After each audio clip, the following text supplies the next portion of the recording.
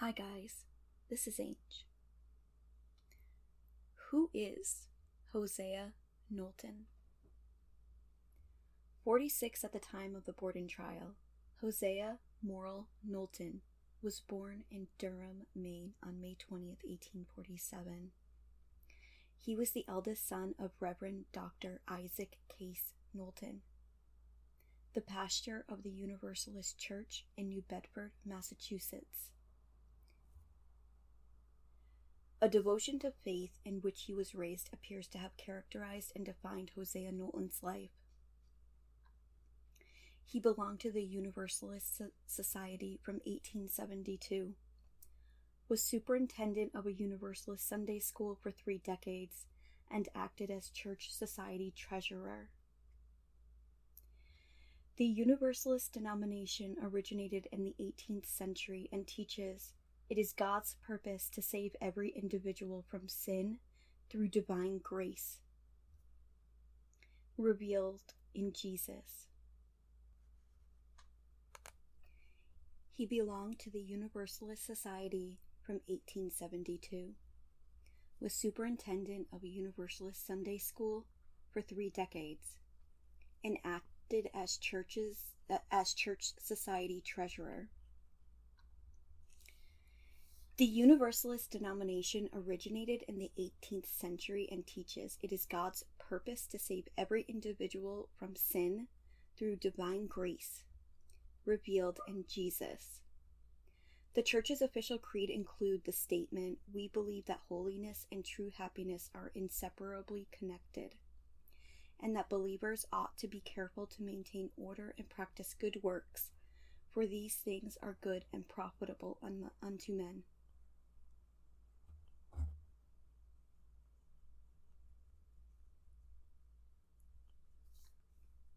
Hosea Knowlton went to high school in Maine, New Hampshire, and finally Massachusetts. He attended Tufts University, from which he graduated in 1867. As salutatorian of his class, he later became a trustee of his alma mater, earned a law degree at Harvard, and was admitted to the bar in 1870, practicing law in New Bedford, Massachusetts. Knowlton served as Register of Bankruptcy from 1872 to 1878, was on the New Bedford School Committee from 1874 to 1877, and was city solicitor in 1877. Knowlton served in the Massachusetts House of Representatives from 1876 to 1877. From the House, he won office in the state Senate, where he served from 1878 to 1879. He was district attorney of the Southern District of Massachusetts at the time of the Borden murders in 1893, and would remain in that capacity until the following year. Knowlton's personality was one that was unafraid to try new things. He was noted for being the first lawyer in New Bedford, Massachusetts to employ a stenographer and ride a bicycle, although not much is written about his hobbies. This fondness for bicycle riding may also indicate an interest for exercise and the outdoors. Thoughtfulness and consideration appear to have been some of his other qualities. It was reported that many of his good deeds were done under the cover of a gruffness that hid a very tender heart. Journalist William M. Emery said of him, he was ever ready to do a favor for a friend. One day, during a Superior Court session in the city, I sat as a reporter on guard in an anteroom longing for a cigar and regretting stores were too far distant. Mr. Knowlton did not have a cigar in his pockets, but said, "I'll get you one." Going into the courtroom, he quickly returned with a desired smoke, remarking, "I wheedled this off the high sheriff for you." Emery goes on to say that when Hosea Knowlton was under stress, he might speak tersely or brusquely, but elaborates that, overall, he possessed a winning personality. Knowlton's grandson, General William Knowlton, described his grandfather's physical appearance as not more than medium height and having a robust figure, an impressive presence, a deep voice with hair and a beard sandy color, although he kept himself clean-shaven in the later years of his life. Hosea Knowlton was also a music lover. He was first president of the Madrigal Society, a position he held for 17 years. General Knowlton writes, he had some ability at the piano and would play a polka, and his children and their young friends would dance, and states that he once filled in for an absent organist at the Universalist church he attended. Hosea married Sylvia Bassett Almy. Sylvia had been a school teacher before their marriage. The couple had 7 children, 4 boys and 3 girls.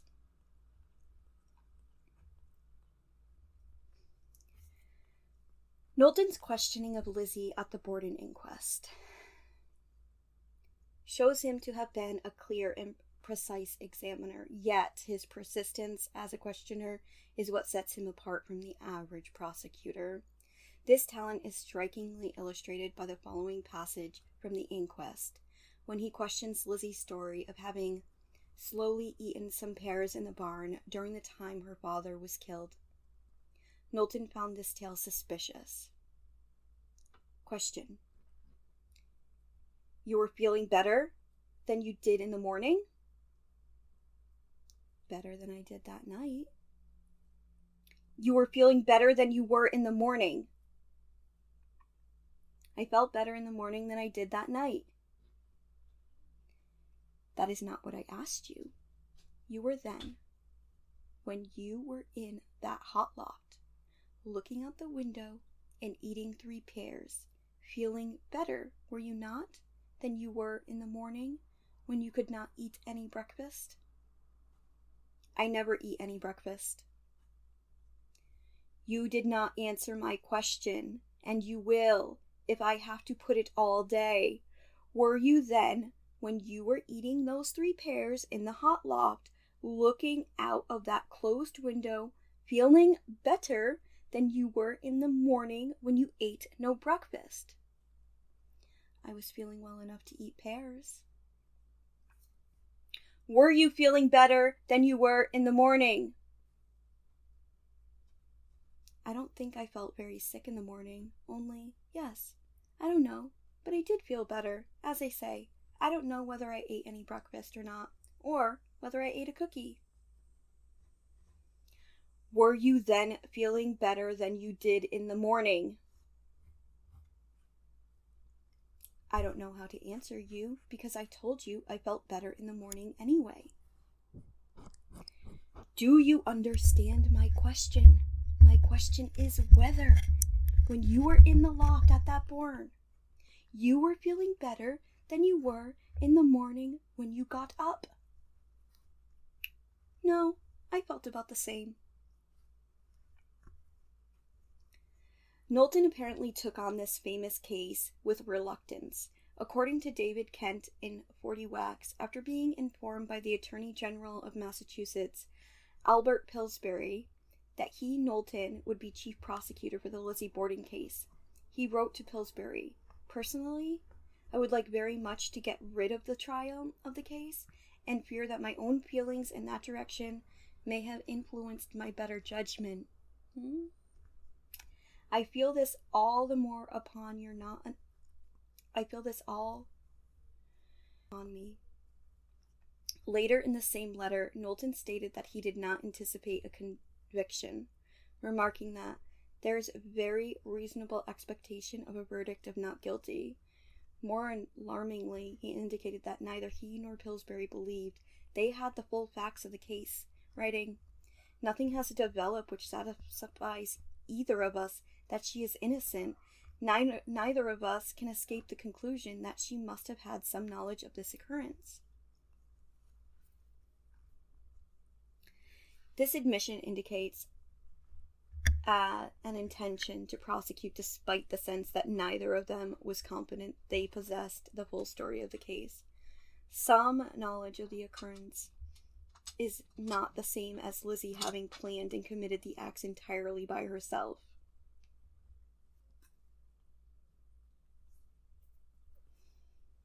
As an attorney, Knowlton's skills were not limited to his ability to incisively question. He could also be eloquent in his arguments. In the trial, he remarked, "That aged man, that aged woman, had gone by the noonday of their lives. They had borne the burden in the heat of the day. They had accumulated a competency which they felt would carry them through their waning years of their lives. And hand in hand they expected to go down the sunset of their happiness in quiet and happiness. But for that crime, they would be enjoying the air of this day."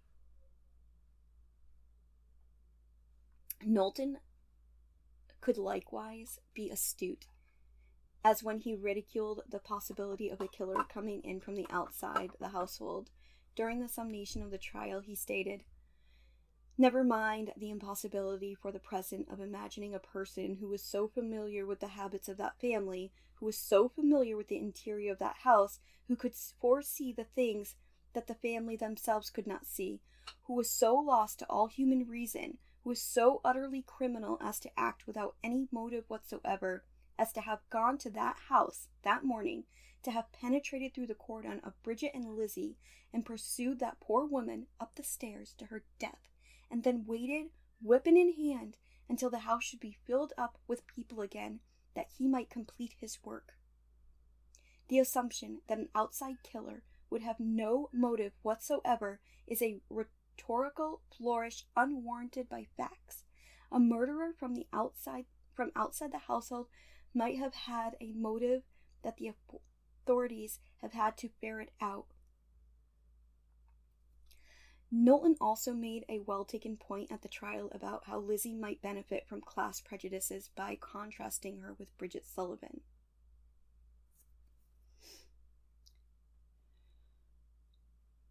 One woman, Bridget, is poor and friendless, a domestic, a servant, uneducated, and without friends, and the other, Lizzie, is buttressed by all that social rank and wealth and friends and counsel can do for her protection.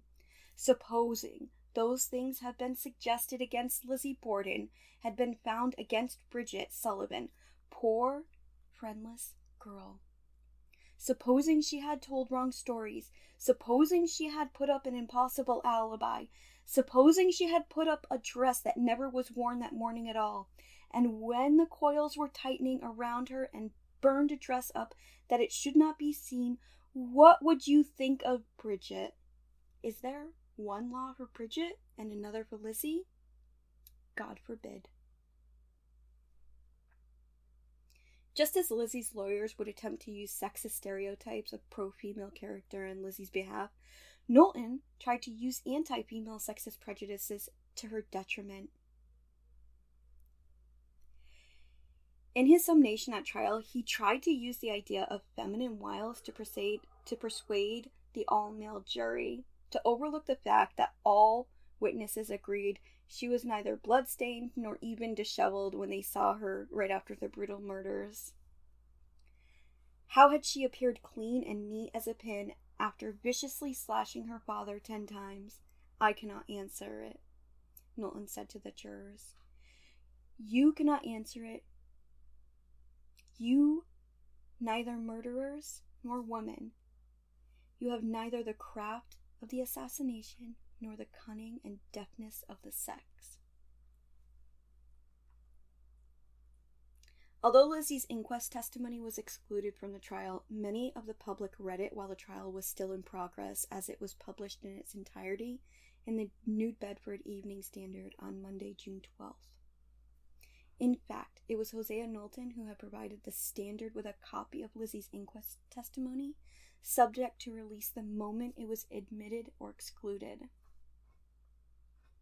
While the Borden trial ended in defeat for Knowlton, he was soon to know a major triumph when he won election as Massachusetts Attorney General, replacing Arthur Pillsbury. He would be re-elected 4 times to serve 5 terms, while Attorney General legislature to urge the abolition of capital punishment. He proved to be one of the foremost advocates for its elimination. His articulate views argued that the punishment of murder by death does not tend to diminish or prevent that crime, and that the death penalty is a relic of barbarianism, which the community must surely outgrow, as it has already outgrown the rack, the whipping post, and the stake. He contended with renowned strenuousness that the statute for the death penalty is not in accord with our civilization, nor is it wise in policy. Perhaps Knowlton's position was partially influenced by a sense that juries, such as one in the Lizzie Borden case, might be reluctant to convict a defendant, knowing a guilty verdict would lead to the person's death.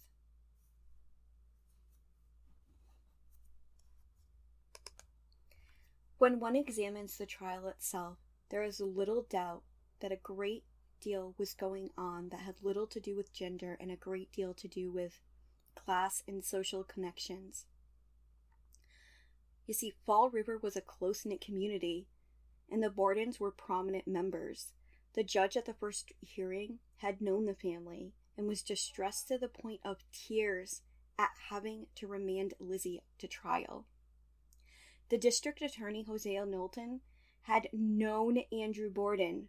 Knowlton was called upon to lead the prosecution despite the relationship to the family. Another family acquaintance was Judge Albert Mason, whose duty as Chief Justice was to pick up the panel of judges.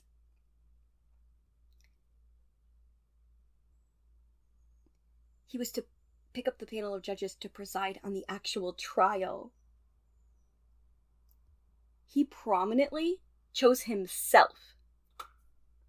In addition, he selected Justin Dewey, a choice that had raised a few eyebrows.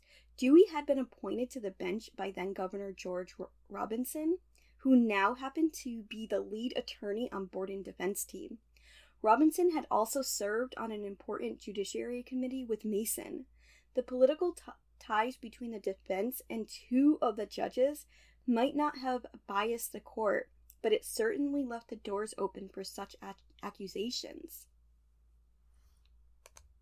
You see, the prosecution was at a disadvantage before the trial had even begun. This might not have mattered in a routine case, but since the evidence against Borden was almost entirely circumstantial, the prestige of the defense was of no little importance. Every circumstance could be either a sign of guilt or a simple coincidence, depending upon the argument built from it. And the experienced, enthusiastic arguers were on the defense team. In reconstructing the narrative of the trial,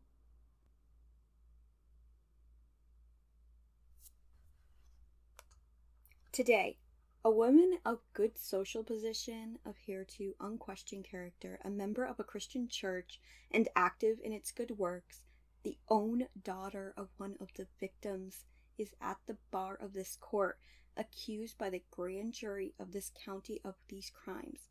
There is no language, gentlemen, at my command, which can better measure the solemn importance of the inquiry from which you are about to begin, than this simple statement of fact. For the sake of these crimes and for the sake of these accusations, every man may well pause at the threshold of the trial and carefully search his understanding and conscience for any vestige of prejudgment, and finding it, cast aside as an unclean thing. Having said this, however, Moody almost immediately used depictions of Lizzie's family life that could only be taken as a sign of guilt in the defendant. Only be signs of guilt if the defendant was a female. The jury warned that gender should not be used to find Borden innocent. was encouraged to use it to find her suspicious. Moody promised that future witnesses would testify to various details of the story, but made the effort to conclude remarks that showed that Borden's relationship to her family was unnatural. You cannot fail, I think, to be impressed in the respect with what will appear as the method of living of this family. It will appear later on the evidence that although they occupied the same household, there was a wall built up between them by locks and bolts and bars, almost an impassable wall. So in conclusion, Hosea Knowlton is very progressive. He believes everyone is equal. He believes men and women are the same. He believes there should be no death penalty. He believes that if a crime is committed, it doesn't matter who you are. Anyone can commit a crime. And that was very, very, very different for the time period. So on the one hand, Knowlton, I like him. I like who he is. On the other hand, I don't like the way he questions Lizzie. Personally, I find it appalling. I think some of the words he uses are harsh. And I don't think that there should be a trial with judges and lawyers and everyone surrounding the case against Lizzie Borden being friends or familiar with the victim in this crime. It's unfair. And so I struggle. I struggle with where I'm at right now. And we'll see what happens next. So while I like Hosea, I like him as a man. I like him as a human being. I don't like the way he's questioning Lizzie. I don't like the judges, all of them being related to the victim. It's unfair. So we'll see where it goes, and I'm learning, and I hope you're learning too, and we're learning together. See you next time, guys.